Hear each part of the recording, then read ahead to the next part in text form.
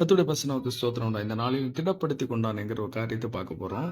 தாவீது தன் தேவனாய கர்த்தருக்குள் தன்னை திடப்படுத்திக் கொண்டான். 1 சாமுவேல் 30:6.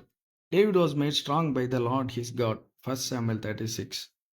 இந்த வசனத்தில் நாம் பார்க்கும்போது தாவீது தன் தேவனாய கர்த்தருக்குள் தன்னை திடப்படுத்திக் கொண்டான் அப்படின்னு சொல்லப்பட்டிருக்கு. ஏன் தாவீது தன்னை திடப்படுத்திக் கொண்டான் அப்படின்னு பார்க்கும்போது, இதில் அமலேக்கியர் சிக்லாக் மேல விழுந்து எல்லாரையும் அவனுடைய மனைவி, பிள்ளைகள், இன்னும் அவனோடு கூட போனவங்க, அவங்களுடைய மனைவி, பிள்ளைகள் எல்லாவற்றையும் கொண்டு போயிட்டாங்க. எல்லாவற்றையும் கொள்ளையடிச்சுட்டு போயிட்டாங்க.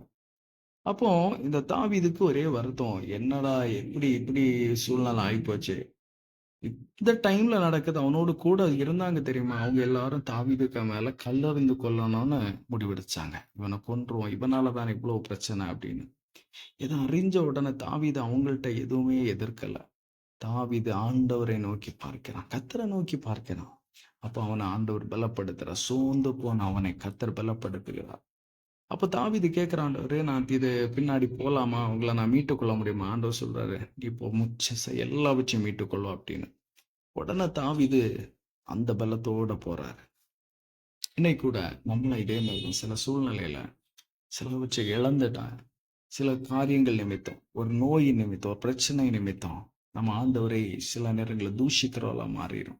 ஆனா தாவீது இந்த இடத்துல ஆண்டவரை தூஷிக்கல், ஆண்டவருக்குள் தன்னை திடப்படுத்திக் கொள்ளுகிறான். அவன் சோர்ந்து போய் படுக்கல, கர்த்தருக்குள் தன்னை திடப்படுத்திக் கொள்ளுகிறான்.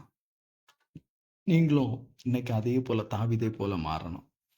ஆண்டவரே என்னை தாவீதை போல மாற்றுங்கப்பா.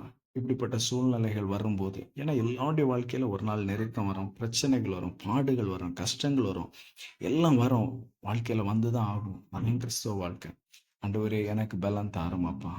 தாவீதை போல என்னை திடப்படுத்தி கொள்ளுகிறவளாக என்னை மாற்றுங்க. நீங்க ஜெபிங்க.